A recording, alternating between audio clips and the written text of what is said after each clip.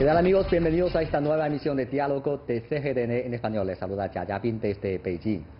La sabiduría filosófica oriental formada a lo largo de la evolución de la civilización china está atrayendo cada vez más la atención y el interés no solo de los chinos, sino también de muchos extranjeros.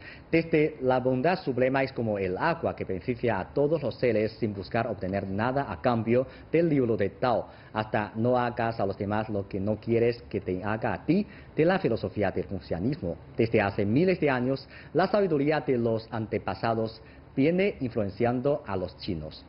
Hoy en Diálogo nos acompaña un joven colombiano y mexicano, uno de los traductores de la obra clásica El arte de la guerra. Tengo muchas ganas de conocer sus opiniones sobre la esencia de la filosofía oriental y sus opiniones respecto a la obra que ha traducido. Damos la bienvenida a Pablo Rodríguez Durán.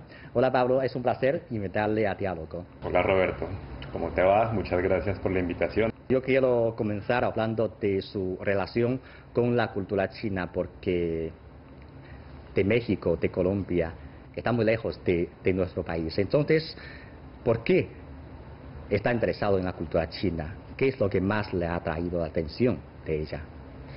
Yo creo que esta pregunta pues se puede dividir en dos partes. Por un lado es qué fue lo que me interesó en un primer momento, y yo te diría que eso fue la lengua, ¿no? Digamos, la lengua fue para mí un poco la ventana, la puerta de entrada hacia un universo completamente distinto. Y entonces a partir de la lengua comencé a descubrir las profundidades de la cultura china. Y si me preguntaras en este momento qué es lo que más me llama la atención, yo te diría que es la esencia de los absolutos, la importancia, la concepción del cambio, Claro, como el motor del mundo.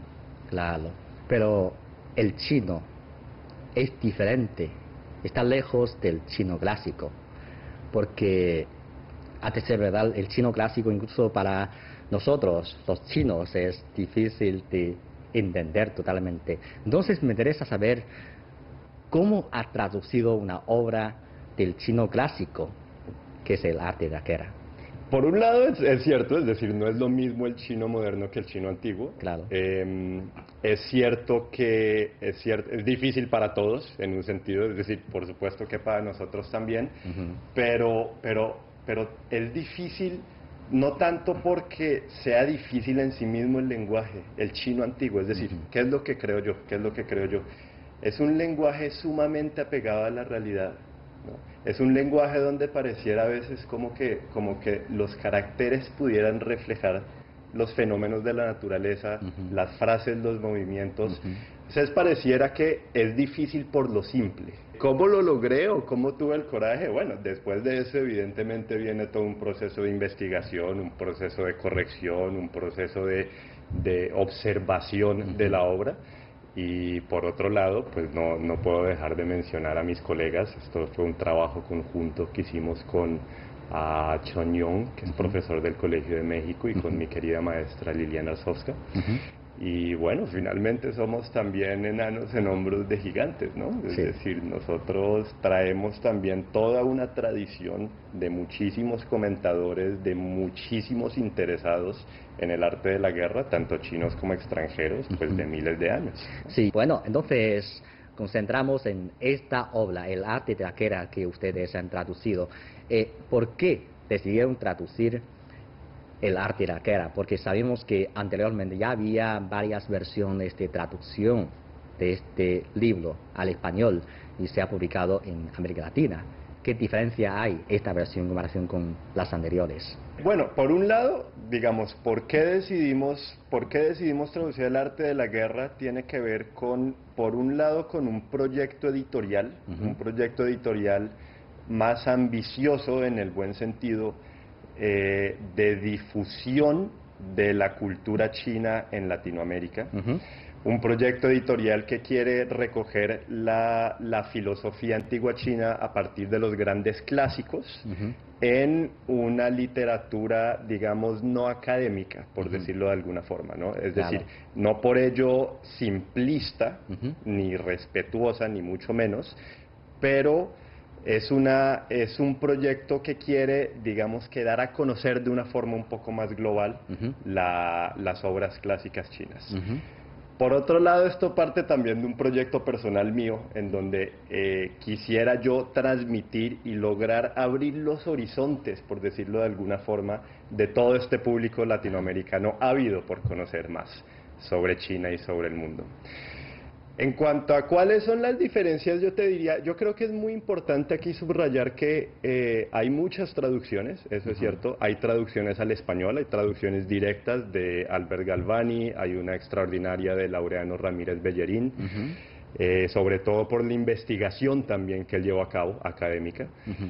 Y esta es una traducción, yo te diría, hecha con mucho cariño, muy cuidada, en donde con un equipo pues estuvimos viendo vamos a decir, tuvimos discusiones sobre cada uno de los caracteres, cada una de las partes, queriendo hacer una obra literaria y, digamos, apta para un público culto, interesado en China. Sí, imagino. Entonces quería saber cómo describiría usted esta obra, El arte de la guerra. Yo creo, Roberto, que es una obra, es un tratado militar, eso es innegable. Sí. Se trata de las estrategias militares. Claro, pero al mismo tiempo es una obra con un contenido filosófico sumamente profundo, en donde además hay un diálogo constante con todas las escuelas que se están formando en aquel momento en China, ¿sí? Desde este punto de vista, y yo creo que esto es algo que tenemos que tener muy presente siempre que leamos El arte de la guerra, parte de la premisa de que la guerra es mala y hay que hacer todo para evitarla. Solamente en caso de que la supervivencia del Estado está en peligro y hay un gobernante que es como un padre, ¿no?, con sus súbditos, y él tiene que velar por sus súbditos, él tiene que proteger a sus súbditos, y si la permanencia del Estado en peligro, entonces la guerra es justificable, ¿sí? Pero en este caso todavía hay que ponderar todos los aspectos de tiempo, de lugar, de condiciones, etcétera, para lograr el ideal máximo de todo estratega, que es finalmente vencer sin luchar. Yo creo que así podríamos resumir la esencia del arte de la guerra. Y aún así, si se llegara a llevar a cabo la guerra, hay que tomar todas las medidas necesarias para paliar todo sufrimiento, y de ahí hablan del uso de espías, del aprovechamiento de los recursos del enemigo, ¿cierto? Es decir, hay un tema sumamente humano dentro del arte de la guerra, y eso es fundamental, ¿no? Sí, pero imagino que una mayoría absoluta de sus lectores expectativos no son del sector militar. Entonces, para ellos, ¿qué significado tiene una obra militar, estrategia militar? Claro, no, y se ha utilizado además, pues, digamos, todos sabemos que se ha utilizado para los deportes, para los juegos de mesa y en buena medida además para el comercio, para los negocios, ¿no? Se ha utilizado como una estrategia, como una metáfora, digamos, para vencer. Pero yo creo que hay que tener mucho cuidado y sobre todo leerla como un todo, leerla entendiendo su contexto histórico y leerla además teniendo en cuenta las bases filosóficas de las que parte. Eso es fundamental para poder realmente aprender la esencia y la belleza de esta obra. ¿Podría darnos unos ejemplos? No, yo creo que a lo que me refiero es a que podamos ver los principios filosóficos que provienen desde el I Ching, finalmente, ¿no?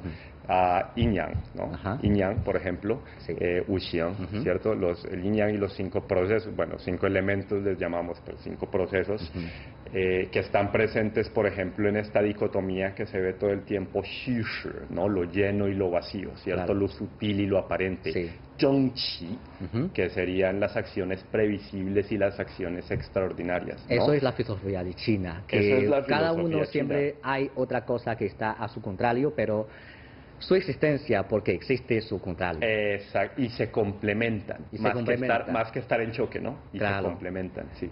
Eso es fundamental. Y yo creo que leyendo el arte de la guerra uno se da cuenta de que hay más acumulación de conocimiento con respecto a las otras escuelas a solamente un tratado militar. Aunque claro, finalmente es un tratado, pues esto fue también orden del rey Jolío en aquel momento, es decir, él estaba haciendo un tratado militar para un rey, pero bueno, finalmente creo que eso no es lo fundamental de la obra. Creo que eso no es lo fundamental de la obra. ¿Cuál fue su primera sensación después de leer esta obra? Después de leerla por primera vez, porque la primera versión que leí pues habrá sido algún libro que compré, que habrá sido alguna traducción del inglés, que luego fue del francés, que me encontré en alguna librería, pues digamos, la primera vez que me encontré con ella, creo que no me gustó y creo que tiene que ver con que yo he sido un pacifista toda la vida. Yo he sido un pacifista, incluso yo mi tesis de licenciatura la hice sobre la objeción de conciencia al servicio militar, me explico, ¿no? Entonces, en un primer momento hubo un poco como una cierta reticencia a traducir un tratado militar, porque eso era lo que yo pensaba que era. Por suerte la traducción, una de las cosas que permite es ser un lector privilegiado de una obra. Y cuando finalmente me pude sumergir en ella desde el chino antiguo, desde los postulados filosóficos, me di cuenta de que no era para nada lo que yo me estaba imaginando. Entonces, definitivamente que la primera impresión no fue la que predominó. Ha cambiado. Totalmente, sí. Ha abandonado ese rechazo. Totalmente. No, totalmente. Ahora me parece una maravilla. ¿Cómo abandonó ese rechazo? ¿Qué es lo que...? Leyéndola con cuidado, leyéndola con cuidado y leyéndola en chino también, ¿no? Entonces, ¿qué es lo que nosotros quisimos hacer? Lograr tomar esa emoción, ¿sí? Y lograr plasmarla en español. Claro, es un libro que trata de las estrategias militares, pero lo esencial es que la guerra siempre es la última opción, ¿verdad? Claro, como dice un libro de Isaac Asimov, Fundación, la violencia es el último recurso del incompetente, ¿no? Pero no, sobre todo es eso, sobre todo es, hay que, no se puede, el gran estratega no es el que gana, y lo dice, ¿no? No es el que gana, no es el que obtiene 100 victorias en 100 batallas, sino es el que gana sin combatir, el que vence sin luchar, ¿cierto? Entonces la guerra no se considera como algo bueno. Por eso digo, es mala por naturaleza y por lo tanto hay que hacer todo lo posible para evitarla. Y aún si se llega a hacer, no hay que tener campañas prolongadas porque eso vacía las arcas del Estado y bueno, etcétera, ¿no? Es decir, pues se termina dañando al pueblo. Además de traducir el arte de la guerra, ¿qué otras obras clásicas de China usted también ha participado en su traducción? En este momento estamos trabajando también con Liliana Arsovska, con nuestra editora Elena Bazán, estamos haciendo el Dodojin. Ya hemos trabajado bastante en él y tenemos planeado con la editorial Siglo XXI, pues si todo sale bien para el 2019 hacer esta publicación, de nuevo dentro del marco de este gran proyecto que tenemos de difusión culta, de buena literatura, de la filosofía profunda china mediante sus obras clásicas. Sí, cabe mencionar que el autor de Tao Te Ching, que se llama Lao Tzu, es uno de los filósofos más importantes de la antigüedad de China, y muchas de sus filosofías, sus pensamientos, sí que está influenciando a los chinos durante tantos años. Y hay algunos aspectos de su filosofía que para usted es impresionante. Sí, realmente yo creo que no solamente de la historia china, yo creo que de la historia mundial, ¿no? Yo creo que Lao Tzu, pues, es un personaje del que todos podemos aprender mucho. Y a mí hay algo que sí me ha dejado una impresión muy profunda a partir del conocimiento de estas obras, a partir de la lectura atenta que te digo, de la lectura privilegiada que tiene el traductor, y es la gran semejanza que hay con otras cosmovisiones y otras culturas y civilizaciones antiguas. De hecho, parte de este proyecto, parte de lo que yo quiero hacer al traducir la literatura china y pues darla a conocer en nuestro mundo es abrir una ventana hacia otras formas del mundo, que además finalmente es una ventana que está basada en el cambio, ¿no? En la comprensión del cambio, en el movimiento de los opuestos. Y yo creo, paradójicamente, que si logramos entender la filosofía china, vamos a poder volver a nuestras raíces indígenas en Latinoamérica. Sí. Porque las semejanzas entre la filosofía profunda china y la cosmovisión de estas culturas indígenas es muy grande. Así que yo también espero lograr abrir esa puerta para conocer otras culturas y al mismo tiempo algo que nos permita conocernos a nosotros mismos. Sí, no sé si usted ha dado cuenta que muchas filosofías de Lao Tzu todavía tiene referencias muy importantes al día de hoy. Por ejemplo, él planteó la gobernanza sin intervenciones. Eso es algo muy fundamental. Claro, para un gobierno, para un administrador de un gobierno, gobernar a un país sin haber muchas intervenciones excesivas es importante. Eso puede activar la creatividad del pueblo, de la gente común y corriente. Y esto mucha gente también lo usa en la administración de una empresa o la educación de los niños, que no hay muchas intervenciones, hay muchos controles. Eso también es muy bueno. Sí, sin duda, sin duda. Yo creo que Wu Wei se ha vuelto también un poco un poco de las máximas, una de las máximas en mi vida, en el sentido en que se trata de no interferir, ¿no? Yo creo que esta es también una buena forma de entenderlo, es no interferir con los procesos naturales. Finalmente la naturaleza es sabia y nosotros somos la naturaleza, ¿no? No lo digo como una naturaleza por fuera del ser humano, al contrario. Y creo que ese es uno de los grandes valores de la filosofía china y de nuevo también de nuestras culturas ancestrales indígenas, el comprender que nosotros somos una parte de la naturaleza y por lo tanto, si la observamos y la entendemos, eso puede aplicarse dentro de nuestra propia vida, en economía, en política, en educación, en los aspectos que te puedas imaginar. Claro, el ser humano es una parte importante de la naturaleza. Y también la filosofía, o una gran parte de la filosofía de China trata de explicar la relación entre la gente. Yo creo que eso también es un carácter muy importante. Y en la filosofía antigua de China se destaca un carácter chino, He, que es la armonía.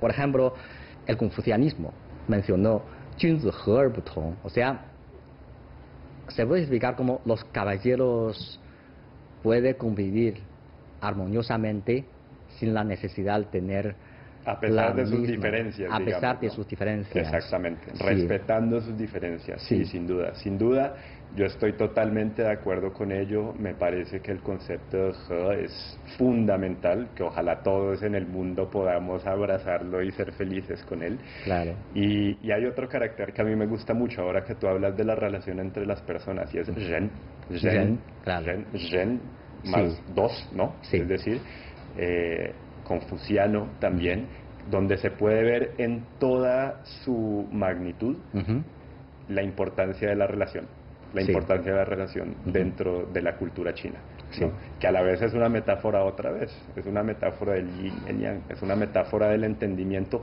incluso si lo ves desde la lengua, ¿no? Tú no puedes decir que un carácter en abstracto sea un adjetivo o un verbo o un sustantivo o una preposición. Tú únicamente puedes saber qué este carácter qué es cuando se relaciona con otros caracteres. Sí. ¿Cierto? Sí. El carácter en abstracto no es nada, pero cuando se relaciona con otros caracteres, ahí ya toma una función específica. Entonces, por eso, la relación es un tema fundamental dentro de la filosofía china. Sí, claro. Por eso digo que para conocer a la China de hoy, hay que aprender la filosofía de China en la antigüedad. Ahora ya entramos en una nueva época. En las últimas varias décadas, la apertura de China hace que este país está profundamente integrada con el mundo. Esta integración no solo se concentra en el comercio, sino también en la cultura, en la forma de vida. Entonces, parece que la forma de vida de los chinos de hoy día está cada vez más lejos, se difiere mucho a la forma de vida tradicional de la antigüedad. ¿Quiere decir esto que las filosofías de China también están alejando de nosotros? Yo creo que tienes razón en el sentido en que de pronto la vida de hoy en día, con su ritmo acelerado y a partir de la modernidad, o bueno, dentro de toda esta integración y este nuevo paso en el que estamos, ha cambiado, pero no, yo creo que la raíz sigue estando ahí. Yo creo que la raíz sigue sumamente firme dentro del pueblo chino, dentro de la cultura china. Se puede ver en manifestaciones, pues desde la comida hasta la medicina, hasta el lenguaje. Pues en este momento es también un reto, ¿no? Es un reto el cómo mantenerse dentro de sus propias tradiciones culturales al mismo tiempo que se integran dentro de un mundo globalizado, ¿no? Yo lo único que diría es, hay otro He, no solamente el de armonía, sino el de unión, Tianzhen He. Yo espero que no se olviden de eso, que no se olviden de la simpleza, de la frugalidad, de su ser auténtico, ¿no? De su ser auténtico, y que mientras recuerden también, ¿no? Quien conoce lo suficiente siempre será feliz, ¿no? Claro. Exacto, exacto. Entonces, mientras esté eso presente, yo creo que no van a tener ningún problema. Sí, eso hace que la gente pueda vivir de una forma más feliz. Sí, señor. Claro. Sí, señor. Pero en estos últimos años, parece que la filosofía de China, o la sinología de China, vuelve a aumentar hacia un auge. Por ejemplo, en la televisión podemos ver cada vez más programas de poesías antiguas de China, y son programas muy populares entre los televidentes. A mí me parece que es un fenómeno muy bueno. No sé si usted también ha dado cuenta de este digamos, cambio o esta tendencia, y ¿cómo explica usted esta tendencia? Yo creo que estoy totalmente de acuerdo contigo, me parece algo sumamente positivo. Me parece algo sumamente positivo el que quieran volver a sus raíces, el que además puedan concentrarse en estas artes tan maravillosas como son la caligrafía y pues por supuesto la poesía. Yo soy un gran fanático de la poesía. Además me encanta un poco con lo que veníamos diciendo, que dentro de la poesía china, ¿no? Muchas veces no hay sujeto y el verbo ser, tal como en chino antiguo, no existe, ¿no? Entonces, otra vez, es volver a conectarse con esas raíces. Yo creo que estos programas son un resultado natural de esa raíz fuerte, además, que sigue arraigada dentro de la cultura tradicional. Y pues yo lo veo con los mejores ojos, sin duda. Sí, a mí también, porque después de 40 años de reforma y apertura, durante un periodo los chinos abrió el abrazo para recibir las cosas de todo el mundo con mucha alegría. Claro, eso es muy bueno, pero también hay que conservar su cosa propia, y ahora, hoy en día parece que los chinos están más conscientes de esto. Y este tipo de televisiones, de programas televisivos ayuda a cada vez más chinos a prestar atención de las cosas clásicas, de la belleza de la poesía clásica de China. Eso es una parte importante. Y por otra parte, fuera de China también hay digamos, fiebre del chino y de la cultura china. Cada vez más extranjeros deciden aprender el chino como usted, y aprendiendo la cultura china. ¿Cómo ve usted este fenómeno? Me parece maravilloso, espero que sea mutuo también, espero que también en China comiencen a interesarse por todos los mundos tan maravillosos y tan ricos que hay afuera. Realmente sí, así. Desde muchas otras perspectivas, porque como yo digo, yo creo que aprender una lengua, la parte más positiva, su mayor ventaja, es que abre los horizontes mentales, ¿no? Aprender una lengua abre los horizontes mentales, expande la conciencia porque permite entrar dentro de otro mundo, otra forma de pensar. Y en ese sentido, pues uno puede sumergirse dentro de otra cultura y esto lo puede ayudar dentro de su propio crecimiento personal. Entonces, me parece una maravilla, ojalá todos quieran aprender un poco de chino, ojalá todos quieran aprender un poco de todo. Yo creo que eso es algo, la curiosidad y el deseo por el conocimiento es un atributo maravilloso. Pero también hay opiniones que piensan que mucha gente quiere aprender el chino porque es más fácil de encontrar un trabajo. Eso es cierto, y yo creo que desde ahí hay un poco un error. Hay mucha gente, yo me he encontrado yo mismo, pues yo enseñé chino varios años en México y me encontraba con algunos empresarios pues que me decían, bueno, a mí no me interesa nada de la cultura, yo solo quiero aprender el idioma en 6 meses y luego ya olvidarme de hacer negocios. Yo creo que esto es un enfoque erróneo, y no solo es un enfoque erróneo, es un enfoque que no te va a permitir realmente aprender el chino, porque para realmente aprender el chino necesitas sumergirte en la cultura, no puedes separarlas, no puedes separarlas. Yo creo que con cualquier idioma, pero en el chino es todavía más evidente, ¿no? Entonces, es cierto, yo diría que hay que tener un poco de cuidado con todos aquellos que quieren aprender el chino por propósitos únicamente comerciales, vamos a decir.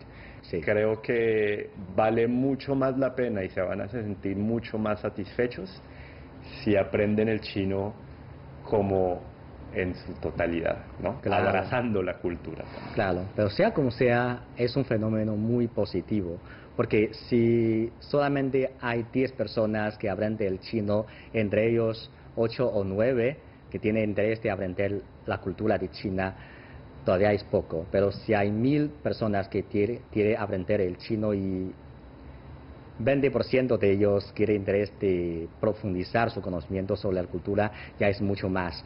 Hay que verlo de una forma más amplia, más a largo plazo. Quería saber para usted, personalmente, que ha traducido el arte de la guerra y Tao Te Ching, esta experiencia de traducción de las obras clásicas le ha influenciado en su vida diaria. Sí, claro. Muchísimo. ¿De qué forma? Muchísimo. Yo creo que otra vez es un poco como el yin y el yang, ¿no? Yin y yang, sí. Yo creo que desde el lado yang, vamos a decir, desde el lado yang, el traducir, desde la humildad también, me ha permitido crear, me ha permitido ir encontrando una voz propia dentro de la traducción, dentro de mis escritos propios también. Ese comunicar ese mensaje, ese expresar, manifestar, ¿no?